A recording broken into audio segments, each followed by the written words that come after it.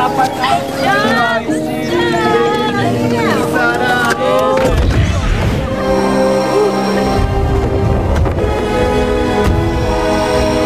Adi, cepat sikit. Dia pun besar dah. Salam masuk ya.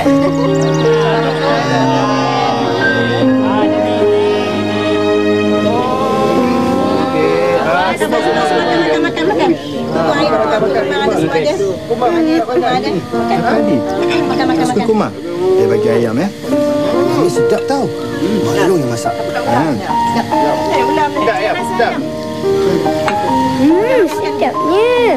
Mestilah sedap. Ayam tu Mak Long yang bela sendiri.